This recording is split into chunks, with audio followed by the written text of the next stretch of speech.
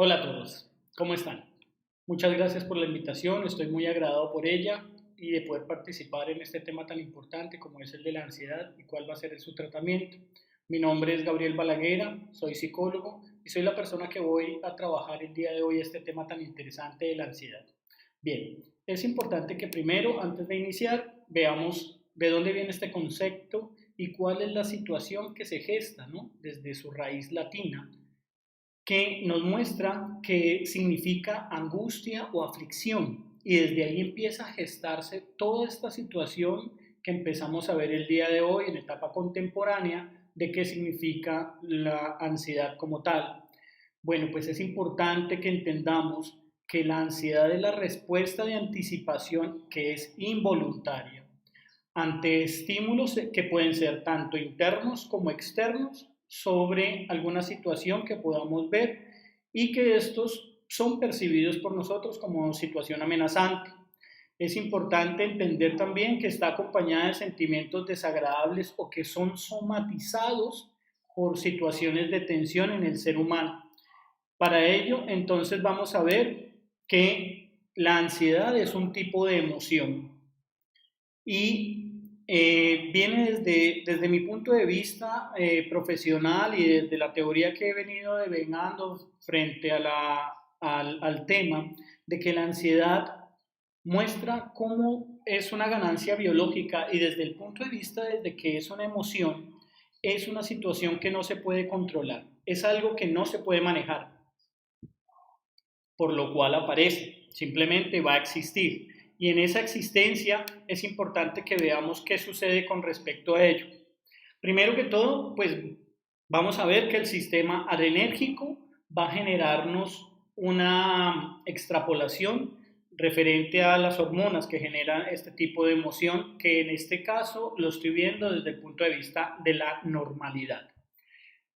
Dado un ejemplo, vemos que necesitamos algo de comida, eso nos va a generar unas señales a nuestro sistema nervioso central, por lo cual va a generar esa adrenalina. Y sabemos que esto sucede a partir de los corticoides que empiezan a emanar y que empieza a suscitar esa necesidad del cuerpo por lograr suplir esta necesidad primaria en este caso, ¿no? También altera nuestro sistema dopaminérgico en el cual la persona siente que puede generar una amenaza de perder un bien muy preciado y que este bien preciado puede perderse. Entonces vemos cómo la dopamina empieza a generarse y va a tener unas implicaciones interesantes que la vamos a ver en un momento más adelante. Es así que si lo vemos como una cuestión normal, pues es algo que se suscita desde allí, desde la normalidad. Y desde esa normalidad es importante que la tengamos y es importante que todos los seres humanos conozcamos que existe, es una emoción como la tristeza, como la alegría, como el enojo, como el asco, y pues desde allí necesitamos saber que realmente existe. Pero para poder ver que es una situación que se sale de la parte, de la esfera de la normalidad, la vamos a empezar a ver en este momento desde la parte patológica como tal. Y vamos para ello primero a mirar cuáles serían los trastornos de la ansiedad que vamos a identificar el día de hoy para ello. Veamos entonces que tenemos trastornos como las fobias, que son aquellas situaciones en las que el cuerpo identifica el desagrado total por una situación o por un evento. Vemos que hay fobias como por ejemplo fobia a estar dentro de un lugar muy cerrado, ¿no? Fobia a algún tipo de animales o algún tipo de eventos en el cual pues vamos a generar una cantidad de situaciones físicas que van a aumentar nuestro potencial como humanos y que viene una descompensación biológica frente a lo que sucede. Vemos también que podemos encontrar el trastorno obsesivo compulsivo y aquí me voy a detener un momento para poder entender cuándo un trastorno empieza a ser trastorno, ¿no? Y es en el momento en el que las áreas de ajuste del sujeto empiezan a tener implicaciones especiales frente al desarrollo de las mismas, dado que áreas de ajuste como el área social, familiar, sexual, de amigos, laboral y demás, Cuando estas áreas de ajuste empiezan a tener implicaciones en el normal desarrollo de la vida, es que empezamos a identificar que hay la presencia de un trastorno. Bueno, de igual forma, para poder identificar el trastorno obsesivo compulsivo, es importante aquí que sepamos qué es obsesión y qué es compulsión. La obsesión es una imaginación totalmente mental. Es algo que es absolutamente de nuestra cabeza, que nos va a generar una cantidad de pensamientos intrusivos frente a una situación y que va acompañada de la compulsión, que la compulsión es nada más sino el movimiento físico que yo desarrollo para poder identificar que nuestra obsesión no se cumpla. O sea, son aquellas actividades que yo desarrollo para poder mitigar que la compulsión aparezca. Y de ahí entonces podríamos ver que el trastorno obsesivo compulsivo es todas aquellas obsesiones que tengo desde mi cabeza me generan unas conductas que van a producirse frente a la mitigación de la obsesión o del pensamiento intrusivo y que están afectando mis áreas de ajuste como las que acabo de nombrar. Por eso empezamos a hablar de trastornos frente a ello y estaría enmarcado dentro del TOC. Podemos encontrar también el trastorno de pánico, donde la persona siente demasiada ansiedad. Ya la ansiedad no es una cuestión netamente biológica y de ganancia como tal, sino que ya supera los límites de la normalidad y empezamos a ver que la persona empieza a sentir una cantidad de situaciones físicas que les vamos a ver más adelante frente a cualquier evento que para ello le vea como amenazante. Vamos a ver también que la agorafobia es aquel trastorno fóbico del sujeto en el que tiene pánico absoluto de salir a eventos públicos o a que lo vean. Podemos encontrar también el estrés postraumático y en él vemos cuando una persona viene gestándose un estrés posterior a un evento que le ha generado un problema gravísimo, victimizante, y después empieza a tener pensamientos intrusivos frente a ello. Encontramos también el trastorno de ansiedad generalizada y es cuando la persona no sabe por qué tiene la ansiedad, ¿no? Una cosa es que yo sepa que me han secuestrado, que me han tenido una cantidad de tiempo privado de la libertad y que posterior a ello me va a generar, ya el momento en el que me sea liberado, me va a generar una ansiedad que no es para nada normal, ¿no? Eso es una cosa. Pero otra cosa es que no sepa por qué estoy nervioso, o que no sepa por qué estoy ansioso, o que no sepa por qué me siento así. Y esto viene del trastorno de ansiedad generalizada y finalmente estaría el miedo escénico, que en este caso entraría dentro de las conductas anormales, por cuanto todos sentimos miedo cuando vamos a hablar al público, pero el miedo escénico pasado a la otra esfera, que no sea la normalidad, nos empieza a mostrar algo de gestación frente a un tipo de trastorno. Bueno, miremos cuáles serían en este caso las causas de los trastornos de ansiedad. Y en este caso vamos a tener en cuenta cuatro de ellos. El primero son los factores biológicos. Y en ellos vamos a encontrar alteraciones dentro de los sistemas neurobiológicos, GABAenérgicos y serotoninérgicos, con anomalías estructurales dentro del sistema límbico. Y ese sistema límbico, recordemos que es el córtex y es el paralímbico, ¿no? Toda la parte de nuestro encéfalo superior que está siendo intruida por la situación del parénquima, donde tenemos problemas estructurales frente a nuestro sistema límbico, va a mostrar que hay regiones del cerebro que están siendo afectadas a fin de que las alteraciones físicas empiezan a mostrarse con mayor frecuencia si el sujeto tiene algún tipo de ingesta de medicación, de alcohol, de sustancias como drogas, sustancias psicoactivas, sedantes y demás, y que hay una cierta predisposición genética de ello, ¿no? Ahí encontraríamos los factores biológicos. Por otro lado, tendríamos los factores ambientales y dentro de ellos encontramos que hay influencia de algunos estresores ambientales como la hipersensibilidad o la respuesta aprendida frente a ello, que lo vamos a ver en un ratito cuando veamos cuáles son esos tips que tenemos frente a cada una de nuestras etapas de desarrollo. También pues tenemos aquí dentro de los factores ambientales los riesgos sociales que empiezan a tocar un poco la esfera de los factores sociales, ¿no? Esos riesgos que nos generan esas situaciones de estrés, el tiempo, el trabajo, el dinero, las experiencias que van amenazando nuestra vida, el ambiente familiar, el ambiente social y pues estas preocupaciones excesivas de asuntos cotidianos que pues van a determinar aquellas características que van a generar como tal el trastorno, ¿no? También vemos que hay unos factores de comorbilidad con otros trastornos mentales que pueda tener el sujeto, como por lo menos los trastornos del estado de ánimo, que la depresión tiene una comorbilidad bastante arraigada con la depresión. Estas serían algunas de las causas que van a generar lo que tiene que ver con el trastorno de ansiedad y como tal la ansiedad.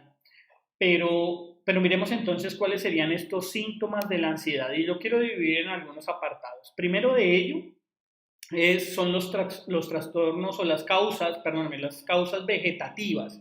Esas causas como la sudoración excesiva, el hecho de que me encuentro en una situación que me está generando no solamente la ansiedad, sino que empiezo a tener algunas expresiones corporales que para nuestro devenir diario no son agradables. Encontremos de pronto una persona que está muy bien arreglada, empieza a tener sudoración por todo lado, por su cuerpo, empieza a mostrar y eso nos lo da incluso la misma publicidad que vemos en nuestra televisión, cómo no es agradable una persona que está dando sudoración. Y entonces el hecho de que se presente este factor vegetativo, esta causa vegetativa, nos va a generar ese tipo de ansiedad también. Vamos a encontrar sequedad o resequedad bucal, donde la persona se le va a pegar la lengua al paladar, no va a poder hablar, y esto mismo le va a generar también una inestabilidad frente a las interacciones sociales que va a tener el sujeto con otras personas o de pronto en el mismo entorno social en que se encuentra, ¿no? No se va a poder desarrollar cognitivamente como esperaba frente a un público, frente a otra persona, y entonces eso le va a generar un aumento de la ansiedad. Y también podemos ver que esto tiene un resultado en la relación de la inestabilidad del sujeto frente a las situaciones que está viviendo, dado de que tenemos la sudoración, tenemos la resequedad de nuestra boca, no podemos hablar y esto nos va a generar una inestabilidad social frente a lo que estamos haciendo. Otra de las causas son o los síntomas son los neuromusculares y estos encontramos que podemos ver los temblores excesivos, la persona está tomando algo y empieza a temblar, empieza a temblar sus piernas, su cabeza y súmele también a la cuestión de sintomática de la sudoración, súmele también a la resequedad bucal, pues también va a generar una tensión muscular del sujeto, ¿no? Entonces ahí vemos cómo posiblemente va a empezar a prestar unas somatizaciones y que eso nos va a repercutir en situaciones de dolores de cabeza, cefaleas y que nos van a generar situaciones que no son agradables en el diario vivir de un sujeto. Porque pues imagínense, tenemos todas estas situaciones físicas que nos están mostrando que tenemos problemas frente a de pronto el desarrollo de una actividad normal, pues vamos a tener como resultado normal una cefalea de ello. Bien, miremos algunas causas cardiovasculares, como por ejemplo palpitaciones del sujeto, taquicardias, ¿sí? Y en ese caso, imagínese que al tener la taquicardia va a empezar a tener un dolor precordial, dado que pues empieza a gestarse toda esta situación mental que está repercutiendo frente a lo físico y pues la persona va a empezar a pensar de que nada, estoy muriéndome, tengo problemas en mi corazón, muy seguramente voy a terminar muerto. Podemos encontrar causas respiratorias en la ansiedad, como por ejemplo la disnea. Encontramos trastornos del sueño, apnea del sueño, donde la persona no puede respirar bien, no puede controlar el hecho de que empieza a quedarse dormido y antes de encontrar el sueño profundo, ¿sí? Empieza a verse de que se está ahogando. Entonces, al momento de que la persona se está ahogando, se empieza a despertar, se levanta, no tiene una buena higiene de su sueño y pues va a generar que tenga de ello al otro día muy seguramente episodios de ansiedad muy fuertes o en el mismo momento en el que está durmiendo, ¿no? El hecho de que usted termine durmiendo y se le acabe el aire, pues va a generarle de ello una ansiedad muy prolongada que no va a ayudarle a usted a tener un buen resultado de su sueño. Otras causas también podemos encontrar causas digestivas, como por ejemplo las náuseas, los vómitos recurrentes, y podemos encontrar dos cuestiones divergentes. Una de ellas puede ser o diarrea o podemos encontrar estreñimiento en el sujeto, que pueden ser cualquiera de las dos frente a situaciones fisiológicas que nos están sucediendo. Y bueno, aquí llegamos a la parte psicológica, que es lo que me atañe en este momento, de lo que yo sé manejar en este instante, y es a lo que vamos a ver, y es la parte psicológica. Vamos a encontrar que las personas que tienen ansiedad pueden tener situaciones de aprensión o de preocupación extrema. Recordemos que la ansiedad es todo aquello que nos muestra la predisposición del sujeto frente al futuro o frente a situaciones del futuro. Eso nos hace que netamente humanos frente a una ganancia biológica, porque los animales no humanos no la poseen. Bueno, pueden encontrar de que pueden tener peligro frente a un predador o a ser la presa de un animal más grande, pero nada más. Nosotros los seres humanos tenemos esa situación mucho más evolucionada. Somos capaces de predecir el futuro frente a algo. Me explico. Yo sé que si no hago mi trabajo bien hecho, en el futuro me van a echar de mi trabajo o voy a perder mi trabajo. Yo sé que si no hago mi tarea como adolescente, voy a obtener una nota mala. O si estudio, voy a obtener una nota medianamente buena o muy buena. Eso nos hace diferentes y eso nos hace de que esa ganancia evolutiva biológica nos pueda predisponer a pasar al otro lado del trastorno, ¿no? Entonces, acordémonos de que esas preocupaciones normales, cuando empiezan a pasar hacia el lado de la normalidad, nos va a generar esas situaciones de aprensión, nos va a generar sensaciones de agobio, nos va a tener totalmente estresados el hecho de estar ansiosos, el hecho de estar con sudoración excesiva, con que no puedo hablar, con que no me puedo desarrollar en mis áreas de ajuste, con que no puedo generar esa tranquilidad que está por ejemplo el sujeto viendo a su alrededor de que todo el mundo tiene una vida tranquila y el sujeto está completamente preocupado. Eso le va a generar esa sensación de agobio y esa sensación de agobio va a resultar catapultada frente al miedo de perder el control. Y eso es otra cosa que nos hace totalmente humanos. Somos totalmente conocedores y nos gusta mantener el control de las situaciones. Sabemos que si me levanto temprano y voy a mi trabajo y cumplo, muy seguramente a la quincena o a la mensualidad voy a obtener mi retribución económica y que con esa retribución voy a hacer mi mercado y con eso voy a vivir y voy a vivir bien. ¿Sí? Pero si no tengo el control de las cosas, si no tengo el control de la vida, pues eso muy seguramente va a disparar mi sistema nervioso, mi sistema autónomo, entonces va a generar esa situación de ansiedad que nos va a generar posiblemente una cantidad de trastornos en el momento y que nos va a desajustar nuestras áreas. Ese miedo también a volverse loco, hombre, yo estoy pensando demasiado, ¿qué hago? ¿Qué me va a pasar? Me estoy angustiando por todo y lo peor, y bueno, dice el dicho, no estoy de acuerdo con mi salario hasta que no conozco el de otros. Y esa analogía le hago frente a lo que piensa una persona que empieza a padecer ansiedad. Empieza a identificar lo que los otros viven y eso le va a generar esa ansiedad, o sea, si el otro no está viviendo ese miedo que estoy teniendo en este momento, hombre, si lo estoy sintiendo yo es porque estoy mal y me estoy volviendo loco o posiblemente voy a morirme. Y esa generación de ese pensamiento de inestabilidad o de que pronto va a morirse, pues le va a empezar a gestar las situaciones de ansiedad. Vamos a tener algunos síntomas como por ejemplo dificultad de concentración. Y pues imagínense, a partir de todo esto que hemos venido hablando, la persona muy seguramente va a empezar a tener muchos pensamientos intrusivos que no le van a ayudar simplemente, sino a perder el norte, la concentración hacia lo que está haciendo.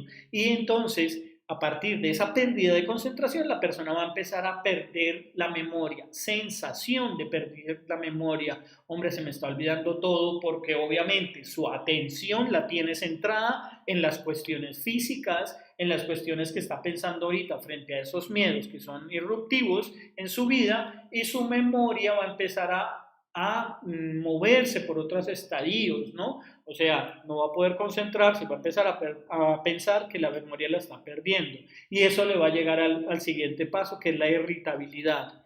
Obviamente va a estar irritable todo el tiempo porque se va a sentir tanto agobiado, asustado, molesto, se va a sentir que va a morir, que se está volviendo loco, pues eso le va a generar esa inquietud, esa irritabilidad, ese desasosiego, porque es que nada lo puede calmar. Son cosas de él que las otras personas no entienden. La gente le dice normalmente a una persona que está ansiosa, le dice, hey, tranquilo, cálmate, no te preocupes, no está pasando nada, es normal, ¿sí? Y pues no es normal.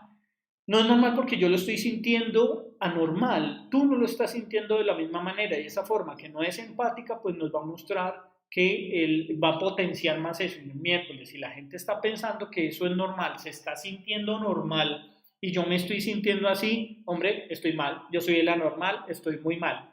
Y esto nos va a llegar a tener conductas de evitación y recordemos que las conductas de evitación son eso, evitar comportamientos. Si me voy para donde mis amigos, si voy a empezar a tener estas situaciones, pues lo mejor es no ver mis amigos. Si me voy para el trabajo y mis compañeros de trabajo van a empezar a burlarse, a hacerme algún tipo de moving frente a lo que está sucediendo, pues voy a evitar ir al trabajo. Si voy a tener conductas de agorafobia y no voy a querer salir, pues evitarlo es lo más fácil, no vuelvo a hacerlo, ¿no? Y allí entonces caeríamos en la obsesión y la compulsión, que es lo que ya hemos hablado, es prefiero hacer cosas para evitar de que la cuestión mental aparezca. Miremos entonces un ejemplo de un instrumento para poder medir la ansiedad. Y de ahí me voy a basar en la solicitud que me han hecho. ¿Cómo puedo medir la ansiedad frente a estas situaciones? Y primero que todo veamos que vamos a ver el instrumento como tal y vamos a observar que vamos a tener la escala de Zoom. Yo les voy a mostrar la escala de Zoom en este apartado, simplemente como ejemplo, para que veamos un instrumento de autoevaluación de ansiedad que ha sido propuesto por William Sung y que se trata simplemente de medir los niveles de ansiedad. Él identifica las escalas a partir de los niveles de ansiedad del sujeto y nos lo va a mostrar a tanto adolescentes como a niños. Que bueno, ya les repito, este es el ejemplo que traigo y que para facilidad de todos es una escala que la podemos conseguir abierta, no tenemos que pagar ningún PIN ni nada dentro de ello, se la voy a dejar a los organizadores, al igual que alguna literatura frente a otras escalas que podemos medir y el libro en el cual baso muchas de las cuestiones frente a los tips que voy a desarrollar en la charla, durante la charla, para poder hacer el tratamiento de la ansiedad.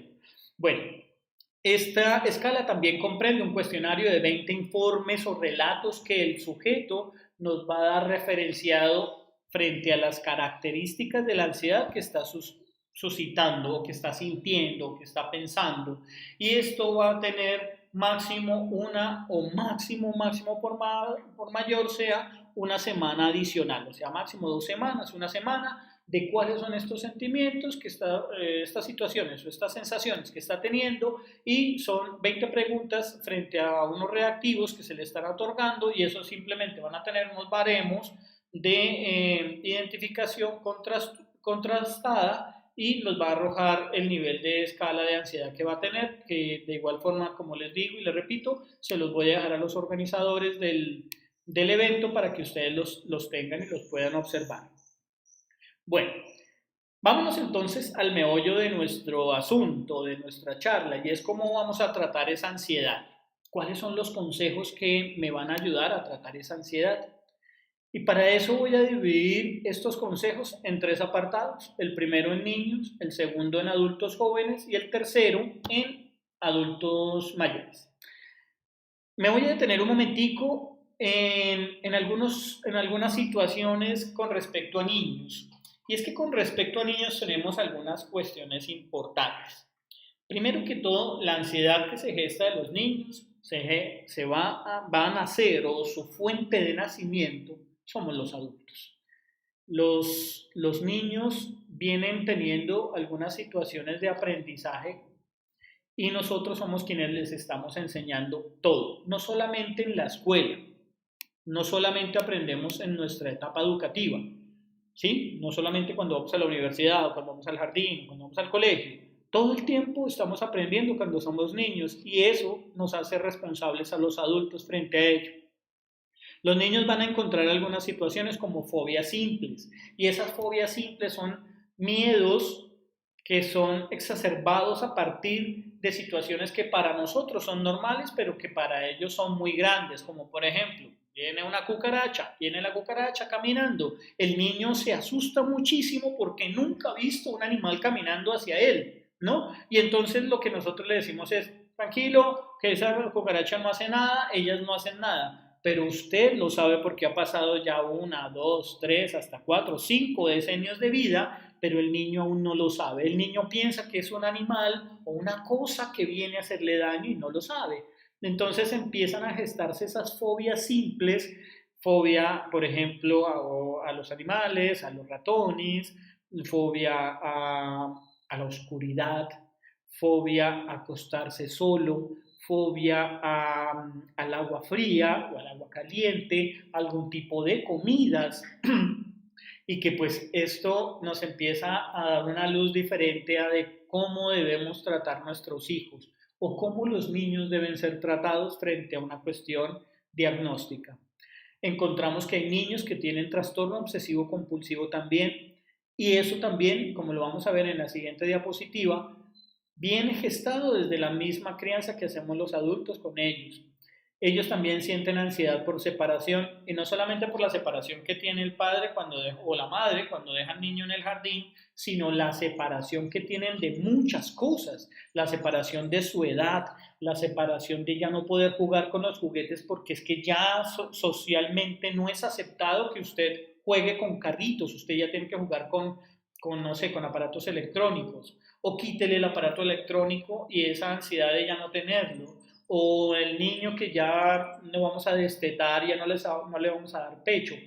Separación también de padres, ¿no? Entonces, cuando tenemos problemas en nuestras relaciones y nuestro padre o madre se va y como niños entonces empiezan a mirar esta situación y empiezan a generar ese tipo de ansiedades.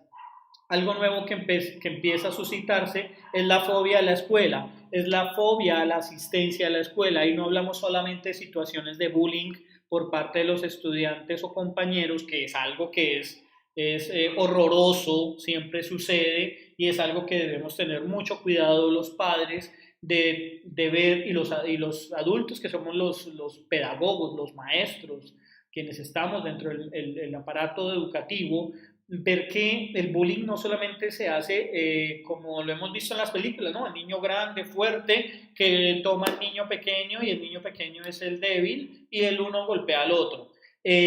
Las situaciones dentro del bullying se gestan desde cualquier situación de la normalidad. Para ellos es normal ponerle el apodo al uno, ponerle el apodo al otro, burlarnos de cómo está vestido, o de cómo se colocó la corbata, o de cómo siempre anda arreglado. Y esas son cuestiones que los padres no entendemos. No entendemos porque lo mandamos al colegio muy bien arreglado, pero mientras va yéndose al colegio, la ruta para llegar al colegio, el niño se va desarreglando y precisamente se va desarreglando porque no quiere ser víctima de este tipo de bullying. Y otro bullying que es bastante desagradable es cuando los maestros lo hacen con los niños y es cuando empezamos a ver cuestiones como, bueno, traigo situaciones y ejemplos de la cotidianidad, siempre lo hago con mi hija Sofía, que es mi postdoctorado en todo lo que tiene que ver tanto como humano, como padre, como por ser psicólogo. Mi hija Sofía me contaba hace unas semanas, me llama y me dice, imagínate que mi profesor me mandó una nota a la casa de mi mamá y mi mamá obviamente me castigó por ello. Y me castigó con eso, con un mes de no ver televisión. Bueno, le pregunto yo precisamente qué sucedió. Ella me dice, pues imagínate que estábamos en clase y la profesora dijo que no, que nos calláramos, que no gritáramos más y que no dijéramos nada, que estábamos siendo muy indisciplinados y que que si seguía sucediendo eso, iba a colocarle una nota al padre en su agenda, por lo cual la niña se cayó, se hizo silencio, se sentó y lo primero que hizo fue entregarle la agenda a la profesora. Y al entregarle la agenda a la profesora, la profesora se molestó mucho, le envió efectivamente la nota a la mamá la castigó y bueno, cuando yo tengo contacto con mi hija y le pregunto qué fue lo que sucede, ella me dice, papi, fácil. Yo no le dije a la profesora simplemente, yo le entregué la agenda a la profesora porque la nota, la profesora decía que la niña era irrespetuosa con sus profesores y yo le preguntaba pues que cuál fue la situación de irrespeto que tuvo. Ella me dijo, no, yo no la irrespeté. Ella dijo, si siguen hablando, les voy a pedir la agenda. Y lo que ella hizo fue entregarle la agenda precisamente para evitar que le pusiera la anotación en el observador. Eso lo manifiesta la misma niña. No quiero que me haga notas en el observador porque si me pone una nota en el observador me baja el promedio académico y eso sí que es peor. Entonces, démonos cuenta de que los niños, no por ser niños, son estúpidos o dejan de pensar, ¿sí? Ellos obviamente son humanos y hacen también inferencias especiales frente a las cosas y que nosotros somos los que tenemos unas gafas muy oscuras donde queremos simplemente ver que la cuestión académica sea muy buena o que sean demasiado disciplinados y eso nos va a generar problemas, que lo vamos a ver más adelantico referente a ello. Eso nos gesta la fobia social y pues el trastorno de déficit de atención por hiperactividad que diagnosticamos a todos los niños que estén por ahí brincando. ¿Y cuál es el niño que no está brincando, no? A veces nos pasamos de rotular a los niños que son demasiado activos y qué bueno que sea demasiado activo, si no pasaría al otro plano de ser demasiado quieto, ¿no? Hablaríamos de algún tipo de enfermedad o de patología que no sería muy interesante ver en este momento. Bien, ¿cuáles serían estos consejos que podemos tener referente a nuestros consultantes, nuestros pacientes y nuestra propia vida? Porque es que hablarle a nuestro consultante es muy fácil, hablarle a nuestro paciente es muy fácil, pero tratarlo con nuestros hijos es muy difícil. Y es que aquí quiero centrarme en algo importante. Y es la forma como me voy a dirigir a mis hijos o como me voy a darle esos consejos que bueno, todos quienes estamos en la parte de la medicina o en la parte de la salud de las personas nos preguntan cosas como esta. Doctor, ¿y yo cómo hago para poder tratar de que mi hijo me ponga cuidado o qué sé yo? O bajarle la ansiedad, que es en este caso. Primero que todo, háblele a sus hijos o háblele a los niños a los ojos.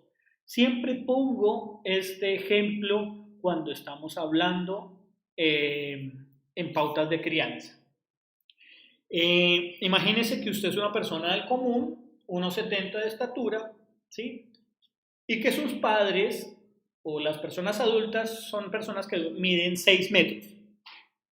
¿Cómo usted le hablaría a una persona de esas y cuál sería ese miedo que usted tendría frente a mantener una conversación con ellos? Pues no va a ser muy relajada porque usted va a hablar con personas ya demasiado altas, demasiado grandes que nos van a generar eso, el miedo, que se gesta desde el miedo. Entonces lo que podemos hacer es o usted se baja al nivel del niño y se arrodilla o se sienta y le habla a los ojos, o usted lo toma y lo sube frente a una mesa o una silla y empieza a hablarle siempre a los ojos, porque es que a los adultos nos gusta que nos miren a los ojos, pero a los niños que ni nos vayan a mirar a los ojos porque es que es donde perdemos autoridad y mando. Bien, entonces, primero que todo, empiece hablándole por ahí, porque es que ahí es donde empezamos a identificar lo humano. Y como dice Carl Jung, cuando voy a tomar y hablar un alma humana con otra alma humana, debo ser eso, solamente un alma humana, y estamos hablando con personas humanas. Entonces, es importante que usted tenga ese contacto visual y que también le hable claro. Ojo, no es que le hable al niño ni con términos técnicos, los tecnicismos los dejamos para entre colegas, ni tampoco hablarles a media lengua, que tampoco es agradable ni para el niño ni para usted, porque usted se ve ridículo y así lo está viendo el niño. Entonces, háblele claro qué es lo que usted quiere de él y empiece a identificarle cuáles son las cosas que usted está intentando mostrarle frente a la conversación. ¿Sí? Háblele claro. Evite la crítica a su hijo, porque es que esto es algo que normalmente sucede dentro de nuestra sociedad. Eso es una cuestión totalmente normalizada de que digamos, este chino sí es hombre, no se puede tomar la sopa, o mire eso, se va a quedar flacuchento y feo, como los niños pobres, ¿sí? Eso va a generar críticas al niño y esas críticas después van a repercutir en la autocrítica del sujeto, en la autocrítica del niño.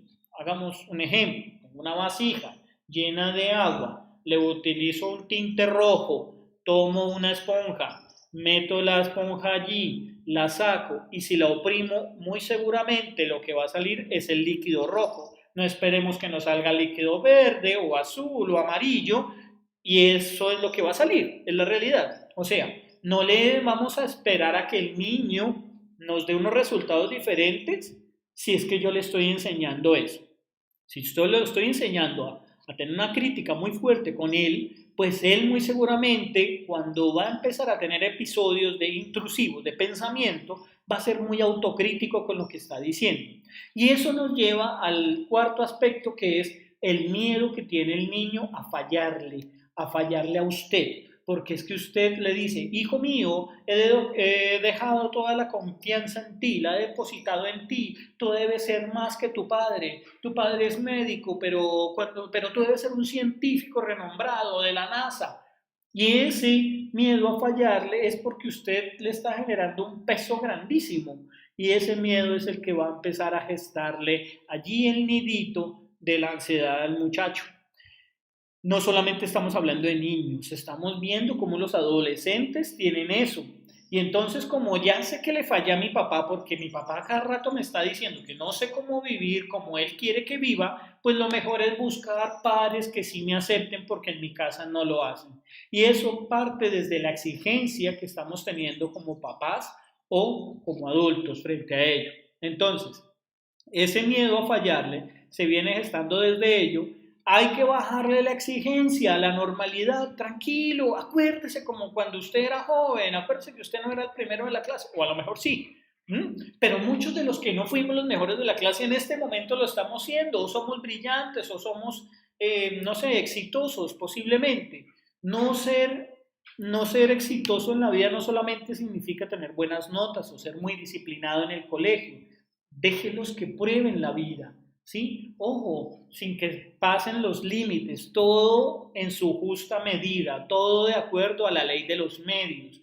Enséñele, dele valores, pero ojo, no solamente los valores de casa, sino los valores de él mismo, la autovalía, que lo vamos también a ver en el adulto mayor, y es el valor que yo le doy a las cosas. Vemos ahorita cómo está el mundo, todas las cosas físicas, económicas perdieron valor. ¿Y cuál es el valor absoluto que tenemos ahorita? La libertad. Todos queremos estar afuera, en la calle, pero no se puede. Puedo tener un Rolls Royce en mi parqueadero precioso y tener las mejores ropas, pero no puedo salir. Y entonces eso empieza a perder valor, ¿ya? Es importante mostrarle a los niños y a los adolescentes cuál es el valor de las cosas, el valor que prima entre uno y otro y cuáles son también los valores éticos y morales que le vamos a enseñar desde casa. Porque es que nosotros siempre tenemos esa obsesión académica. Tú debes ser el mejor, debes ser el primero de la clase, debes ser más de lo que yo fui. Y eso le genera a los muchachos o a los niños una frustración increíble. Vemos, por ejemplo, cómo van niños al consultorio de 5, 6, 7, 10 años con trastornos de escoriación, con trastornos de que se rompen y se arrancan o se cortan. Y es precisamente porque empiezan a darse cuenta de que si lo pico un mosquito, me rasqué, me salió una costra, la costra es lo feo, lo que no se debe de dejar ver, pues me la arranco. Y si sale otra, me la arranco peor, porque es que debo ser muy bueno. Debo ser muy bueno en lo que hago porque mi papá y mi mamá me enseñaron a ser muy bueno. Entonces, nada malo debe estar. Y si hay algo feito, como una costra, porque no hay costras lindas, pues me la debo quitar. Y empezamos a ver esos trastornos de escoriación donde el muchachito no acepta ni una sola costra o un adolescente también. Vemos que no acepta que tenga de pronto un granito en su cara, ¿ya? Y entonces hay que quitarlo y hay que romperlo como sea porque es que no se acepta tal cual es. Lo malo hay que acabarlo y hay que desecharlo. Y eso hace parte parte en esta historicidad social que tenemos. Allí caemos en que los niños y los adolescentes también somatizan y también somatizan de la parte física, no solamente los adultos jóvenes y los adultos mayores o los adultos jóvenes solamente, sino también los adultos mayores, los niños, los adolescentes también somatizan y empezamos a ver cuestiones que usted lleva o usted como médico le llegan a su consultorio que el niño de 5 años tiene cefaleas y usted empieza a medicarle una cantidad de cosas y lo que no se ha dado cuenta es que el que le está produciendo la cefalea, el problema y que está somatizando es por culpa del papá, porque es un papá así, militar, llevado, está criando soldados y quiere que sea lo mejor de lo mejor, pero posiblemente va a crear una persona con una ansiedad increíble, pero va a tener una persona que va a tener un nivel académico alto, pero como humano muy bajo. Y eso lo podemos ver y sabemos entre ustedes y yo qué es lo que estamos hablando y qué es lo que pasa en este momento en el mundo. Vemos cómo ahorita las personas ricas pasan por encima de los pobres. Y no importa, el rico ha sido la persona que sea no sé, caracterizado por estudiar mucho, por romperse, por y lo humano, ¿dónde lo dejamos? Entonces podemos tener mucho dinero, mucho éxito y no olvidar nunca lo humano y eso es lo que debemos enseñarle a los muchachos, a los hijos. Es importante establecer normas, no solamente dejarle hacer lo que ellos quieran.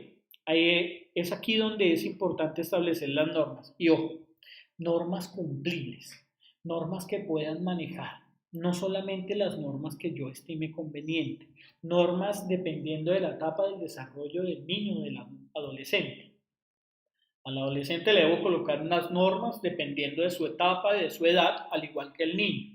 No puedo esperar que mi hijo de 5 años tienda la cama, arregle los juguetes y haga sus deberes y haga aseo, porque todavía no aprende eso, a menos de que yo se lo haya enseñado paulatinamente.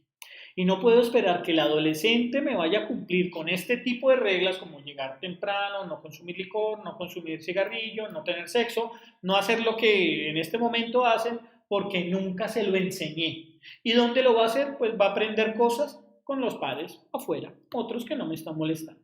Entonces es importante primero a los bebés, cómo le establezco reglas a un bebé incluso desde el mismo nacimiento. El niño nace, el niño la mamá la va a tener en su regazo, le va a estar dando pecho y seguramente hemos encontrado momentos en el que el bebé con sus uñitas muy filositas, que todavía no las he cortado porque pues por nuestra cultura estamos esperando que venga la madrina o el padrino de uñas y todas estas cosas y todavía no las ha cortado, por lo cual son unas cuchillas muy filosas, son muy delgadas y llegan y suas le rasguñan la cara a la mamá o le rasguñan el pecho a la mamá o al papá. ¿Y qué es lo primero que hago? Tomo la mano y lo golpeo. Le digo, tonto, no señor, a la mamá no se le pega, al papá no se le pega, a los mayores se deben respetar. Y empezamos de ahí en adelante una cantidad de nos, palabras no, que cuando el niño cumple los 2 años le hemos dicho no 150.000 veces. Y esto es un estudio científico que se ha desarrollado. A los niños en etapa de 0 a 2 años se les ha dicho no 150.000 veces. No esperemos entonces que tengamos un adolescente o un adulto o un adolescente tardío y preguntemos, ¿este chino por qué será tan negativo? Hombre, pues que usted no le ha hecho sino decirle no, ¿sí? Y ahorita vamos a ver un poquito eso. Entonces, lo que tenemos que hacer es, tome la mano del bebé, porque es un bebé, y muéstrele cómo debe acariciar el rostro de la mamá. A la mamá hay que acariciarle. No a la mamá no hay que pegarle, no golpee, acaricia a mamá. A mamá hay que quererla, a mamá hay que consentirla, a papá hay que quererlo. ¿Cuántas veces debo hacerlo, doctor? Las veces que estime conveniente el que la conducta sea repetitiva y el niño lo sepa. Pero si usted empieza a golpearlo desde pequeñito, está apagando un incendio con gasolina. ¿Listo? Entonces esas reglas con bebé tocan. Con un niño más grande, y es de las cosas que más encontramos, ¿no? Niños de 2 años. Se equipara los 2 años con la adolescencia, por eso se llama los terribles 2 años. Y entonces encontramos que debemos darle reglas, pero el chino, ¿cómo le doy las reglas al niño? Bueno, un tip, por ejemplo, que yo utilizo, con los consultantes que me hacen frente a ello es: compre una cartulina grande, tírese en el piso con el chino y empiece a dibujar con colores. Y dibuje una pierna de pollo, chon, chon, chon, frita, que el niño la coloree. Y el niño le va a decir: ¿qué significa esto? Dice: que el niño se coma el pollo. Le dibuja unas verduras, y que el niño sepa que eso es las verduras. Hágale una manija del carro, que eso es no abrir la manija del carro cuando el carro esté andando. Y péguela en el cuarto del niño, y de vez en cuando vaya y haga una retroalimentación, así como usted estudia sus textos para su universidad o para su posgrado, también póngalo a repasar y ayúdelo. Váyase allá y dígale: recordemos, Juanito, Perenjanito, álcelo, abrácelo, quiéralo y con amor empiece. ¿Qué es esto?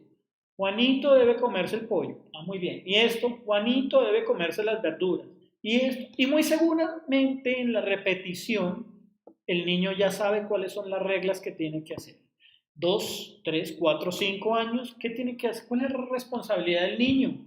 Ni siquiera las tareas, porque no nos digamos mentiras, los padres somos los que hacemos las tareas de los niños en el jardín. ¿Qué debe hacer?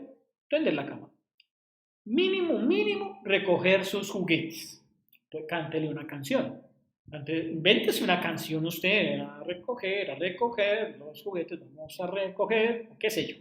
Cosa de que sea agradable la acción. Es que nadie dijo que para aprender necesitábamos que nos golpearan. Bueno, no sé, y todos lo sabemos, el ser humano no necesita de golpes para eso. Sí aprende, pero aprende mal. Y con un adolescente, obviamente, póngale reglas que se puedan mover. No le exija al adolescente que no consuma licor. Exíjale al adolescente que sea cuidadoso al consumir licor. Porque lo va a hacer, porque los está probando, porque la sociedad lo invita a que haga eso. Pero no le diga que no lo haga. Dígale que lo haga con mesura y seguramente lo va a hacer con mesura. No sea amigo de su hijo adolescente o del adolescente. No se puede ser amigo. Y es mejor no serlo. Siempre tenemos que tener jerárquicamente una posición más alta frente a los niños. Tenemos que aprender a negociar con ellos, pero que el papá siempre gane. Siempre va a ganar el papá sin que se dé cuenta el hijo.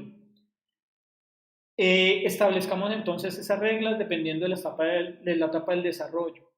Tenga en cuenta otra cuestión: los accidentes pueden ocurrir. Y ahí sí me voy con respecto de manera negativa a lo que decía la tortuga Owey en la película de Kung Fu Panda. Y él mismo se dio cuenta: los accidentes sí ocurren, ¿no? Otro ejemplo de mi doctorado con mi hija. Un día estábamos desayunando, mi hija no vive conmigo, vive con su mamá, somos separados. Nos correspondía en esa fecha estar un mes juntos.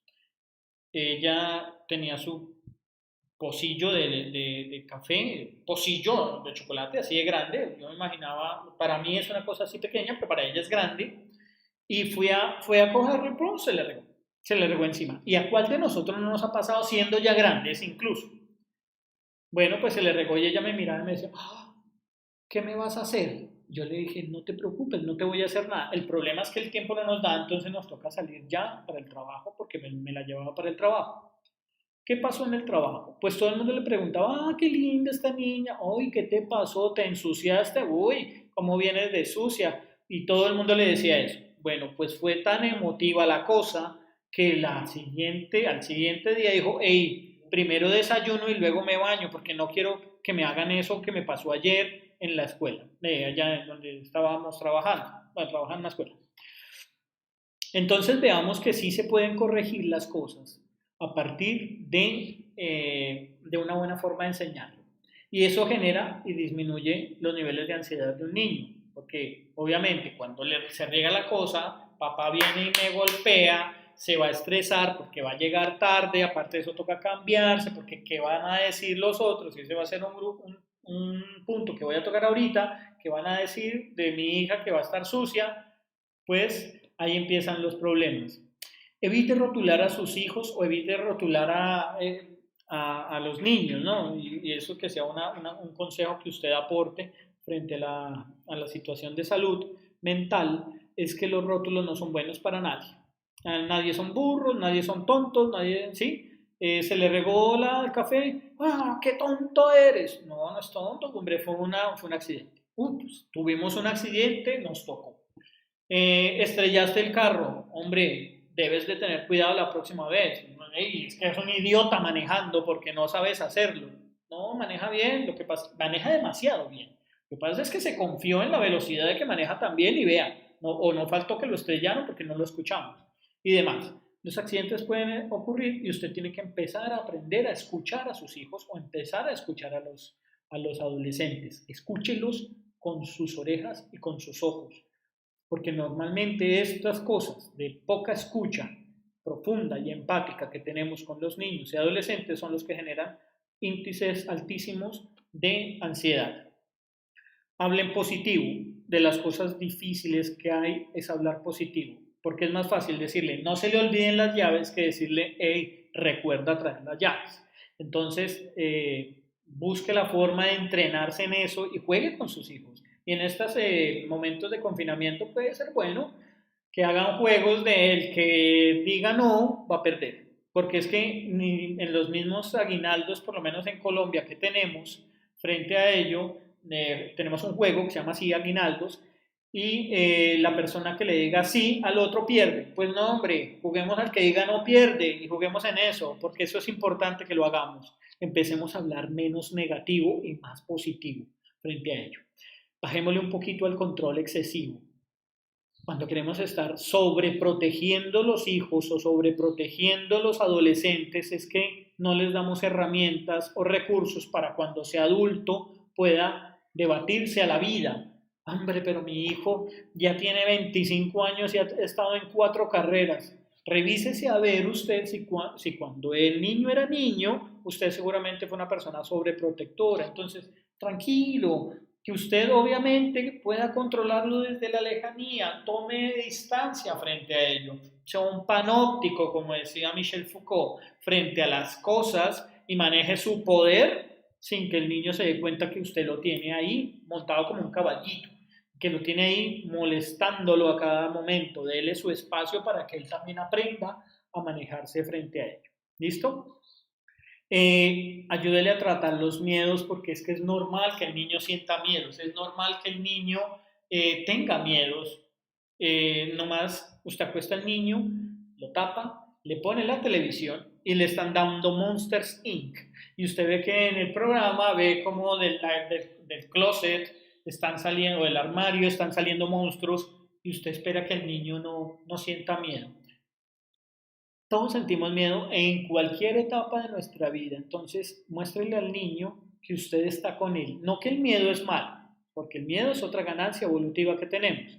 Muéstrele al niño que usted lo está acompañando en la situación.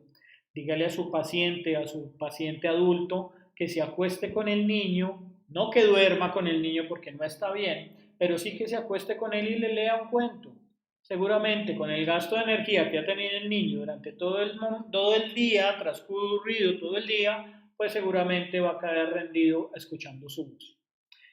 Bien, otra situación es evitar vivir sobre el que dirán, y creo que sobre esto ya habíamos hablado, y es evite eso, ¿no? Entonces usted se lleva al supermercado al muchachito, al niño, y le dice, pórtese bien, porque si está bien, si no se porta bien, lo castigo. Chino. Y entonces van comprando las cosas y usted como no le ha puesto reglas de cómo se va a comportar, pues él empieza a antojarse como todos nos antojamos de ir a un supermercado. Lo que pasa es que nosotros inhibimos la conducta y nos quedamos quieticos y miramos el bolsillo, y hay otros factores externos que hacen que no nos movamos frente a ello. Pero definitivamente ellos se antojan. Y se antojan igual que uno, mucho más. Lo que pasa es que no saben qué es dinero y esas cosas. Porque previamente usted no le ha dado reglas. Reglas como cuáles.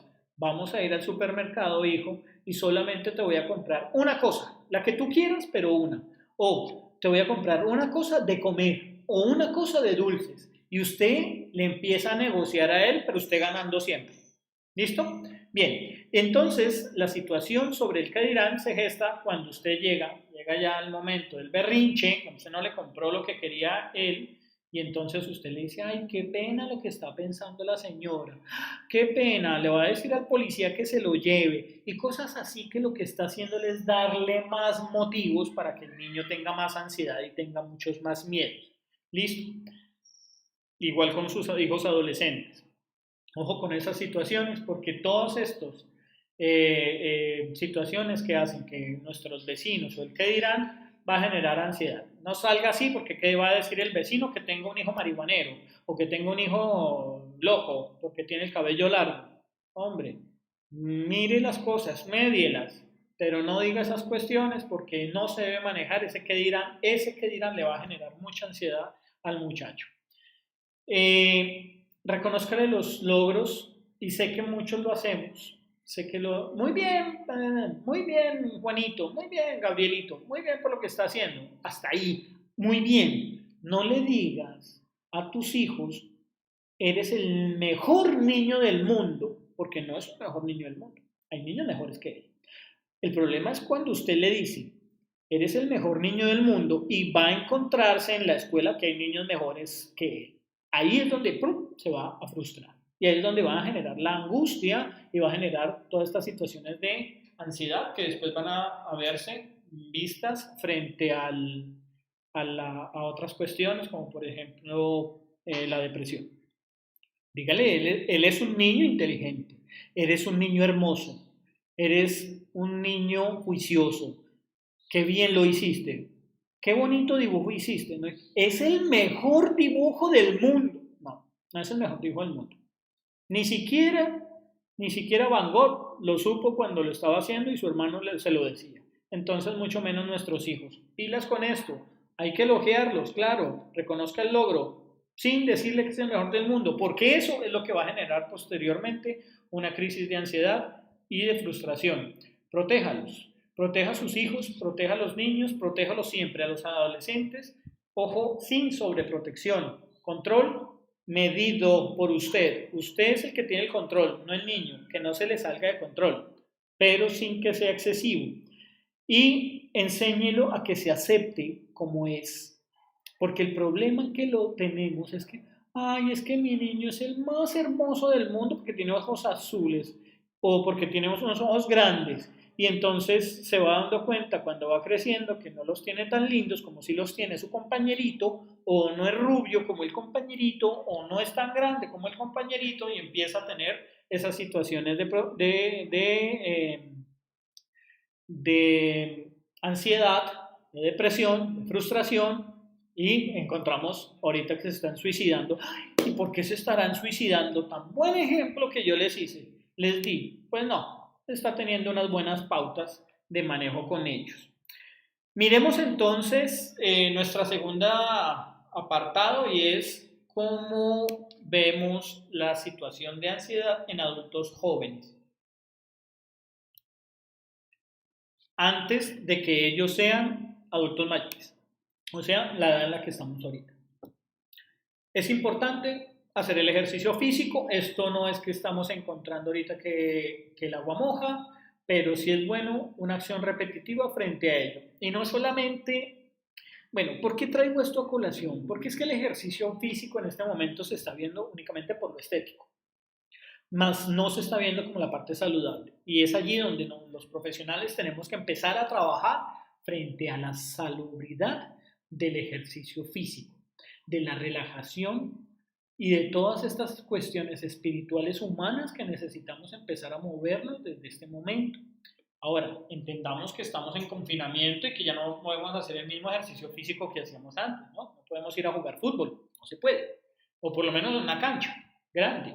Podemos jugar fútbol aquí en nuestras casas, en nuestros hogares. Podemos hacer otro tipo de ejercicios y es lo que tenemos que empezar a mostrarle a nuestros pacientes, a nuestra familia, a nosotros mismos, de que es bueno hacer ejercicio físico. Siempre será el programa bandera de que hay que hacerlo. Algo importante, aprender a respirar.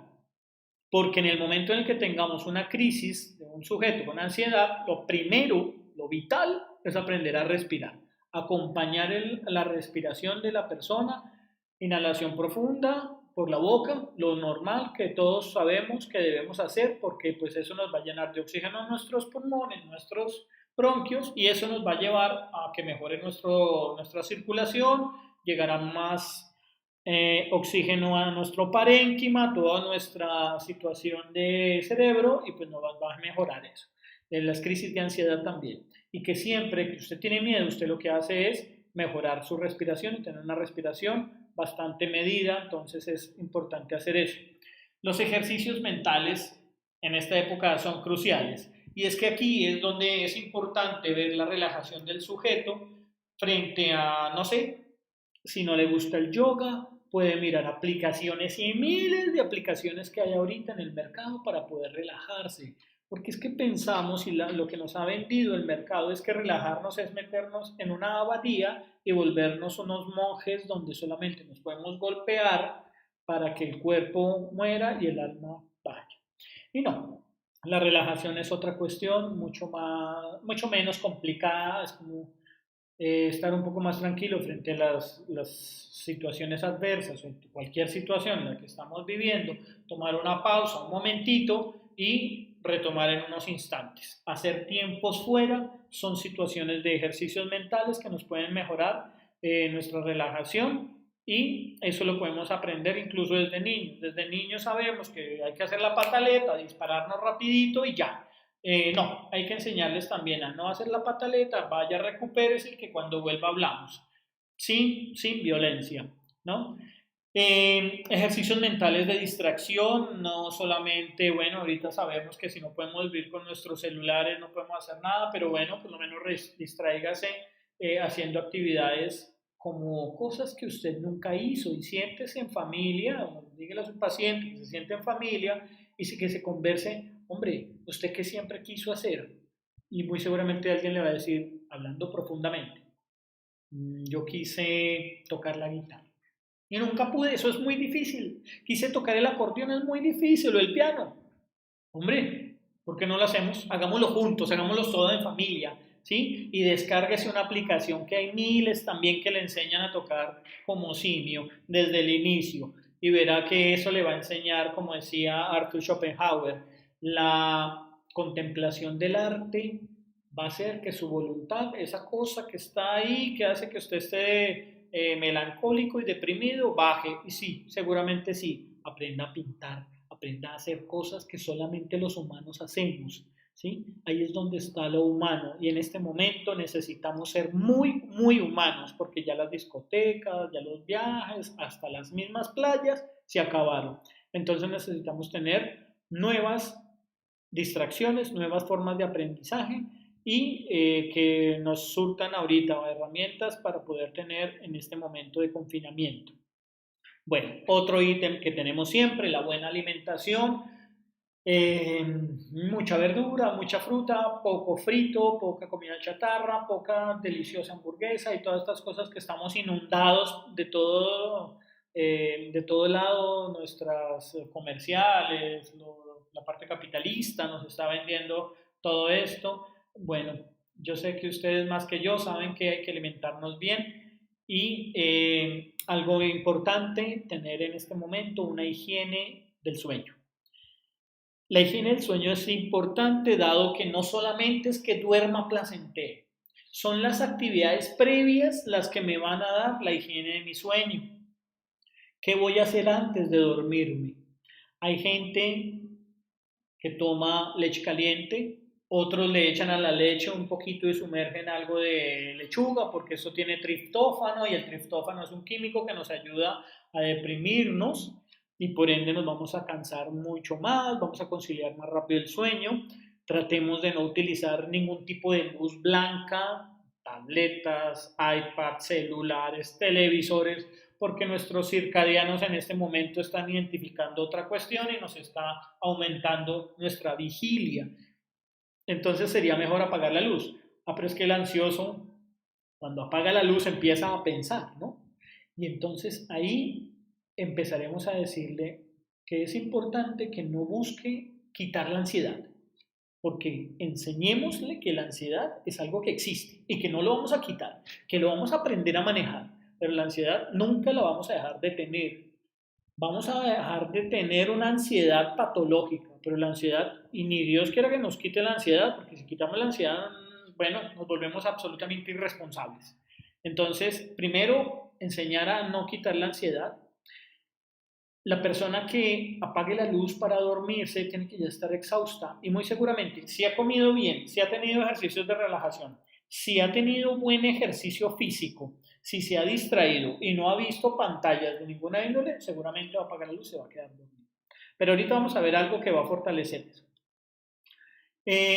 Programarse para tener una autovalía es importante que primero identifique cuáles son los pensamientos negativos que el personaje está teniendo.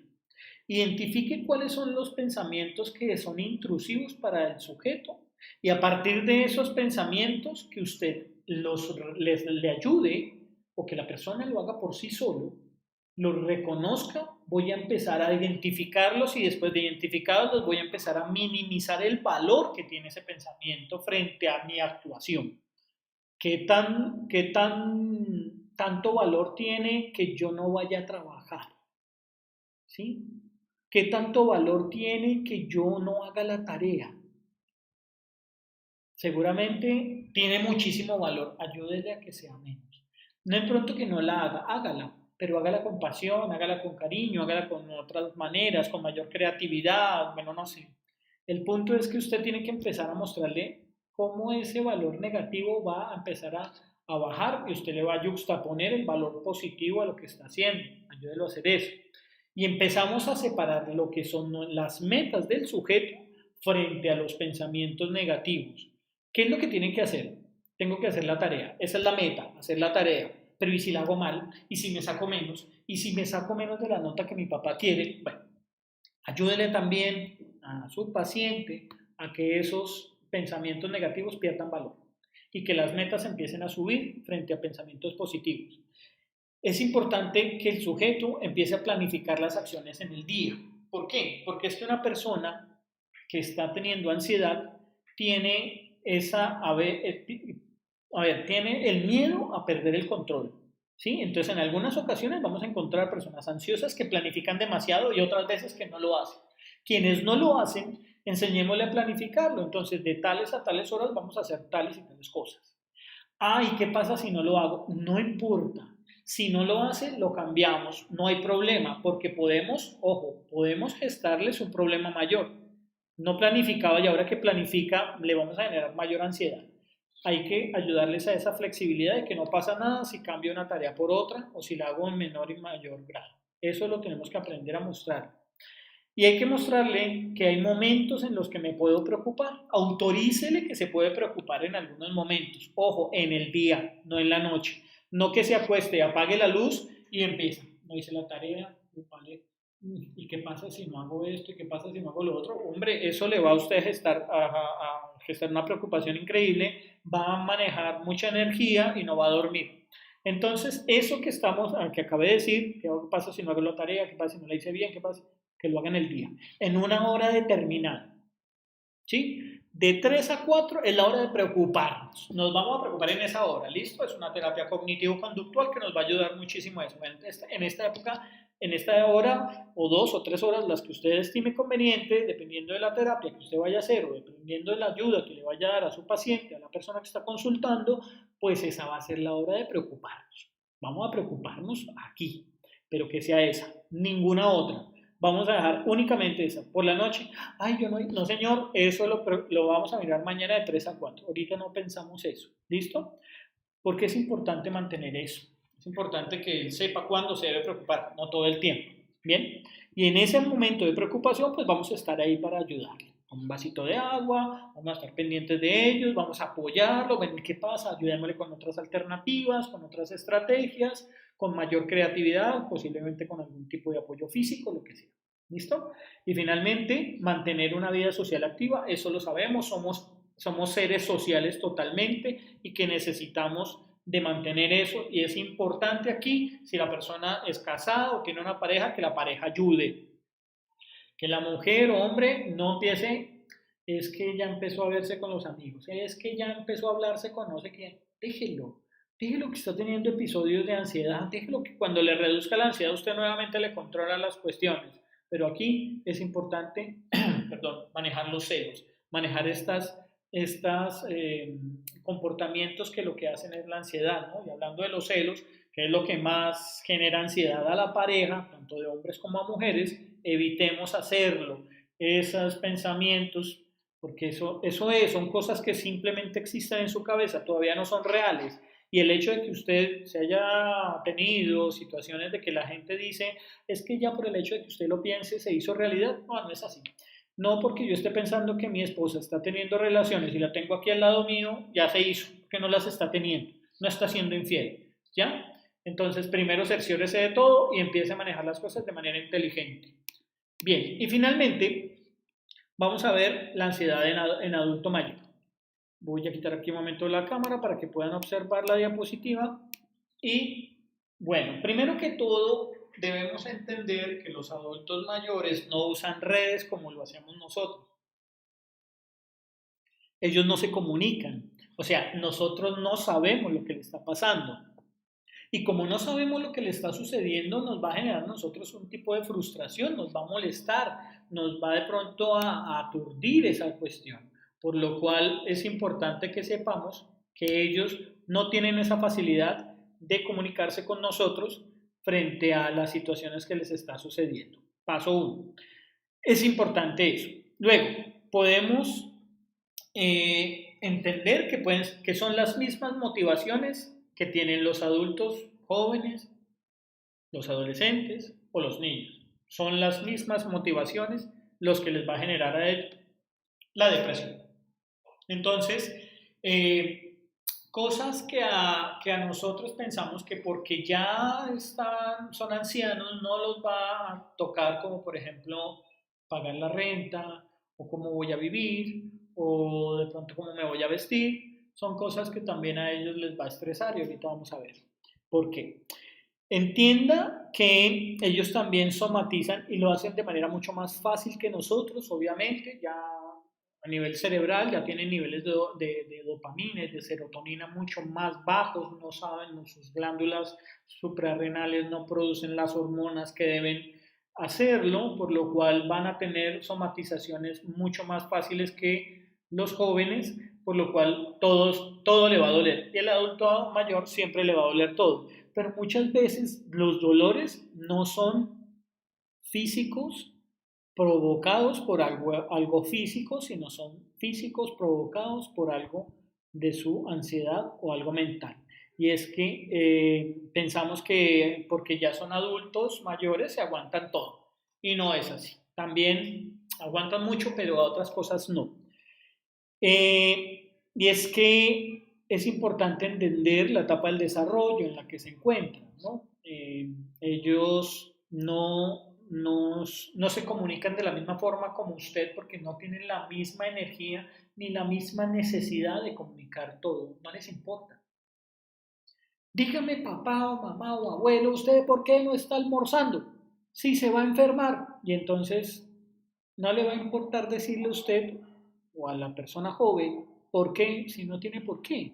Sí, lo hizo usted. ¿Sí? Y ahí vemos el dicho, le va a enseñar a los papás a ser hijos. Lo hizo usted, entonces no se va a desgastar en decirle a usted por qué no se va a tomar la sopa, si ni siquiera, o a lo mejor, ni siquiera ellos mismos lo saben. Entonces, dele la importancia que tiene la etapa del desarrollo por la cual está viviendo y entienda que muchas de las cosas que está viviendo en ese momento no es porque quiera. Él no es lento y enfermo porque quiera, es porque ya está en esa etapa. ¿Listo? Apóyenle en las actividades básicas que hace el sujeto adulto mayor, en el alimento. Entienda que el adulto mayor, su palatabilidad es diferente. ¿Sí? Entienda que él puede tomarse una sopa e identificar lo agrio de la sopa más que usted lo acaba de hacer, los frutos estaban no sé, los frutos estaban secos y los hidraté y no pasó nada, o estaban frescos y no pasó nada. No, ellos pueden hacerlo porque en su etapa de desarrollo acordémonos que ellos se pueden envenenar mucho más fácil que nosotros y por eso lo agrio lo identifican más fácil que nosotros. Nosotros no, porque no nos vamos a envenenar. Nos va a dar una diarrea, una intoxicación leve, pero nos vamos a morir. Ellos sí, a diferencia del dulce. Eso sí, los abuelitos tienen todo el dulce del mundo guardado debajo de su colchón, en todo lado. Eso sí, porque sabe, su cuerpo es inteligente, le dice tranquilo, viejo, que el azúcar no lo va a matar. Lo agrio, lo amargo, sí lo va a matar. Entonces, pilas con eso. Es importante que tengamos en cuenta que no se pueden alimentar igual que nosotros. No necesitan tanto alimento como uno. Yo gasto de 10 veces más energía porque tengo 3 trabajos, porque manejo, porque corro, porque juego tenis, porque juego golf, porque tengo actividad sexual, porque tengo todo eso. Él no tiene toda esa actividad, entonces pretendo que se tome un tazadón de sopa así, no, désela así pequeñita, seguramente él con eso va a quedar bien alimentado.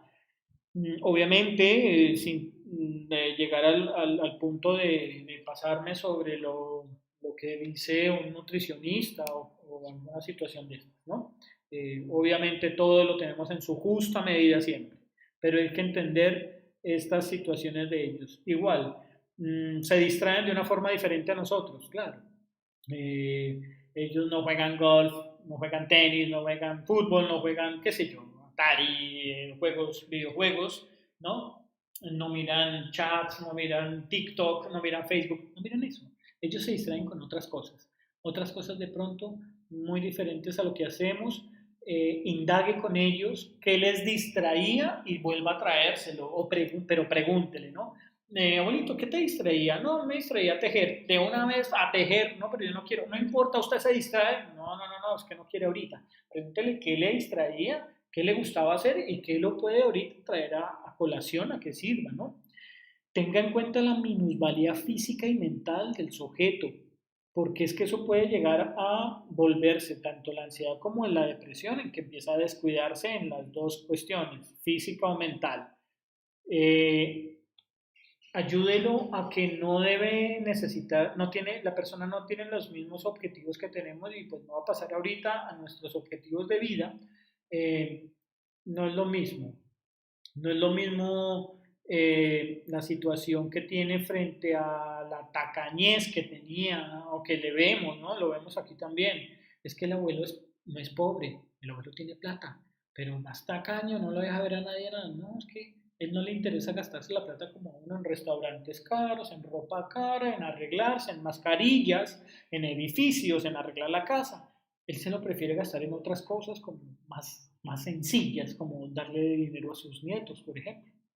Cada vez que un nieto va a visitarlo, le da plata. Que nadie dice eso, pero todos nos pasa.